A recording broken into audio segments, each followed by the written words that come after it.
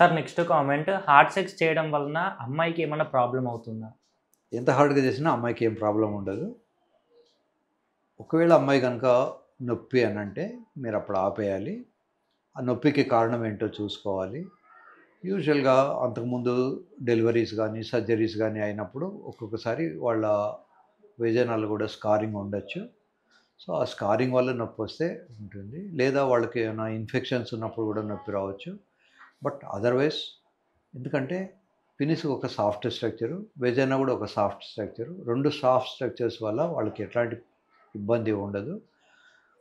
అలా కాకుండా వాళ్ళకు నొప్పి అన్న తర్వాత గూడా చేస్తూ పోతుంటే అది ఇబ్బందిగా ఉంటుంది. ఒక్కొక్కసారి అమ్మాయిలకు ఇబ్బంది జరిగే అవకాశాలుంటాయి. ఎస్పెషల్లీ అబ్బాయిలు వెయిట్ ఎక్కువుంటారు. అమ్మాయిలు వెయిట్ తక్కువుంటారు. సో, ఫర్ ఎగ్జాంపుల్ ఒక ఇమాజినరీ కండిషను అమ్మాయి వెయిట్ 40 కేజీ, అబ్బాయి వెయిట్ 120 కేజీ ఉందనుకోండి. అంత బరువును అమ్మాయి ఓర్చుకోలేదు. కనుక అమ్మాయికి నొప్పి రావచ్చు. లేదా ఊపిరాడకపోవచ్చు. అందుకని అట్లా ఉన్నప్పుడు ఫిమేల్ టాప్ సెక్స్ చేయడం అనేది మంచిది. అమ్మాయిలను ఎంకరేజ్ చేయాలి పైకి రమ్మని. తర్వాత ఒక్కొక్కసారి పెద్ద పొట్టలుంటాయి అబ్బాయిలకు. పెద్ద పొట్ట ఉండడం వల్ల వీళ్ళ జెనిటాలియా వాళ్ళకు టచ్ అవ్వడం కూడా ఇబ్బంది ఉంటుంది. అలా ఉన్నప్పుడు అమ్మాయిని ఇట్లాంటి టేబుల్ ఒకటేసి, అమ్మాయి హైట్‌కు టేబుల్ పెట్టేసి, అబ్బాయి గూడా ఆ హైట్‌కు తన జనాంగాలు పెట్టుకొని, అబ్బాయి వెయిట్ అమ్మాయి మీద పడకుండా శృంగారంలో పాల్గొనడానికి ట్రై చేయాలి. అప్పటికి మీకు ఇబ్బందులుంటే మీరు దగ్గరలో ఉన్నటువంటి ఆండ్రాలజిస్ట్‌ని కలిస్తే వారు మీకు సహజంగా మందులు అవి లేకుండా శృంగారంలో పాల్గొనడానికి ఛాన్సులు ఏమైనా ఉన్నాయా అనేది ఎక్స్‌ప్లోర్ చేసి చెప్తారు. అలా అవసరం ఎక్స్‌ప్లోర్ చేయగా కూడా కొన్ని వీలు కాకపోతే టాబ్లెట్స్ ఉంటాయి. టాబ్లెట్స్ వల్ల కూడా కాకపోతే సర్జరీస్ ఉంటాయి.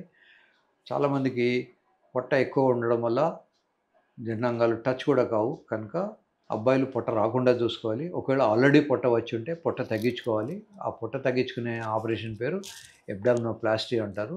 ఈ అబ్డామినోప్లాస్టీ 2, 3 రకాలుగా చేస్తాము. లైపోసక్షన్ అనేది చిన్న కోత ఉంటుంది గానీ, ఒక్కోసారి డేంజర్ అయ్యే అవకాశం ఉంటుంది. కనుక వెయిట్ రిడక్షన్ కోసం చేసే లైపోసక్షన్ ఈజ్ డేంజరస్. అలా కాకుండా కేవలం కొద్దిపాటి అందం కోసమని చేసే చిన్న చిన్న లైపోసక్షన్, కొద్ది నిమిషాలు చేసే లైపోసక్షన్ వల్ల పెద్ద డేంజర్స్ ఏమీ ఉండవు.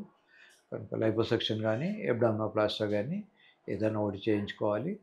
కాన్షియస్‌గా ఉండాలి శరీరంలో. ఎస్పెషల్లీ ఫేస్ ఎలా ఉన్నా గూడా బాడీ, షోల్డర్సు, పొట్ట, థైస్ ఇవన్నీ అబ్బాయిలు జాగ్రత్తగా చూసుకోవాలి ఎలా ఉన్నాయనేది.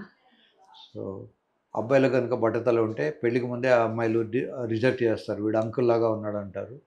అలాగే పెద్ద పొట్ట ఉంటే గూడా వీడు గూడా అంకుల్ అంటారు. కనుక పెళ్ళికి ముందు నుంచే చాలా జాగ్రత్తలు తీసుకోవాలి. పెళ్లి కాని అబ్బాయిలు స్పెషల్‌గా ఒక రకమైన ట్రైనింగ్ అవసరం ఉంటుంది. శరీరము, మనస్సు, బిహేవియరు, అమ్మాయిలతో ఎలా బిహేవ్ చేయాలి, అమ్మాయిల్ని ఎలా ఎక్స్‌ప్లాయిట్ చేయకుండా వాళ్ళను సంతృప్తిపరచాలి. ఇట్లాంటియన్నీ ఉంటాయి. ఇవన్నీ గూడా మన దేశంలో దురదృష్టవశాత్తు ఇట్లాంటి అకాడమిక్స్ లేవు. అట్లాంటి అకాడమీస్ కూడా అవసరం ఉంటుంది ఫ్యూచర్‌లో. సో, పూర్వంలో ఏంటంటే ఇంట్లో చాలా మెంబర్స్ ఉండేవాళ్ళు. తాతలు, అమ్మమ్మలు వాళ్ళందరూ గూడా పిల్లలకు చెప్పేవాళ్ళు. ఇప్పుడు nuclear families, only husband, wife, పిల్లలు హాస్టల్‌లో పెరుగుతారు. ఎప్పుడో హాలిడేస్‌లో మాత్రమే ఇంటికొస్తారు. సో, పిల్లలకు, పేరెంట్స్‌కు ఉండే కమ్యూనికేషన్ బాగా తగ్గిపోతుంది. గ్రాండ్ పేరెంట్స్ ఉన్నప్పుడు ఏంటంటే వాళ్ళకి పొద్దున దాకా ఉద్యోగాలు ఏమి ఉండవు. రిటైర్డ్ పీపుల్ ఉంటారు గనుక they used to communicate with the child. ఇప్పుడు వీడొచ్చాడా? నీకెన్ని మార్కులొచ్చాయి? ఎంత ర్యాంక్ వచ్చింది? నీకు సీట్ వస్తుందా? ఐఐటీలో సీట్ వస్తుందా? లేదా మెడిసిన్‌లో సీట్ వస్తుందా? అనే డిస్కషనే ఉంటుంది గానీ, మిగతా విషయాలన్నీ చాలా తగ్గిపోతుంటాయి. కనుక ఫిజికల్‌గా స్టామినా పెంచుకోవాలి అబ్బాయిలు. అమ్మాయిలు గూడా ఫిజికల్‌గా స్టామినా పెంచుకోవాలి. రెగ్యులర్‌గా ఫిజికల్ ఎక్సర్సైజ్ చేయాలి. రన్నింగ్ జేయాలి, స్విమ్మింగ్ జేయాలి. ఇట్లాంటి ఫిజికల్ యాక్టివిటీస్ అన్నిటిని గూడా పెంచుకొని బ్యాలెన్స్‌డ్ గ్రోత్ ఉండాలి. కేవలం పుస్తకాలు చదువుకొని 100కి 99 మార్కులు, 100కి 100 మార్కులు తెచ్చుకున్నంత మాత్రాన జీవితం సరిపోదు. సో, యావరేజ్‌గా వచ్చిన మార్కులు వచ్చిన వాళ్ళతోటి జీవితంలో చాలామంది సక్సీడ్ అయిన వాళ్ళున్నారు. ఇప్పుడు టాటాలు, బిర్లాలు ఉన్నారు. వాళ్ళందరికీ 100కి 100 మార్కులు రాలేదు. లేదా ఇప్పుడు ఫేస్‌బుక్ ఇన్వెంటర్ గానీ, ఇంకా మిగతా మ్యాక్స్ బర్గ్ ఏదో అంటారు. అతని పేరు గానీ, వీళ్ళందరికీ గూడా 100కి 100 మార్కులేమి రాలేదు.